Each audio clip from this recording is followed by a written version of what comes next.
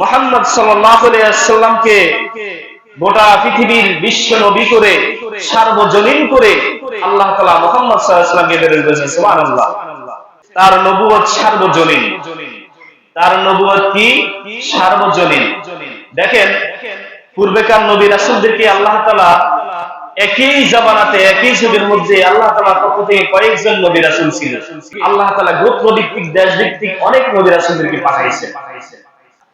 কিন্তু আল্লাহ তাআলা মুহাম্মদ সাল্লাল্লাহু আলাইহি ওয়াসাল্লামকে গোটা পৃথিবীর বিশ্ব নবী করে সার্বজনীন করে আল্লাহ তাআলা মুহাম্মদ সাল্লাল্লাহু আলাইহি ওয়াসাল্লামকে প্রেরণ করেছেন। সুবহানাল্লাহ।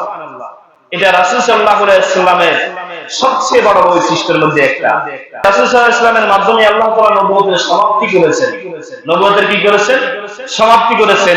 এর অর্থ হচ্ছে আল্লাহ তাআলা নবুয়তের যে ধারাবাহিকতা, এটার ইতি টেনেছেন মুহাম্মদ সাল্লাল্লাহু আলাইহি ওয়াসাল্লামকে দুনিয়াতে প্রেরণ করার মাধ্যমে। সুবহানাল্লাহ। অর্থাৎ লা নাবিয়্যা বাদা নবী, আমাদের নবীর পরে, আমাদের রাসূল সাল্লাল্লাহু আলাইহি ওয়াসাল্লামের পরে আর কোন রাসূল বানানো হবে না, এই বিশ্বাস করতে হবে।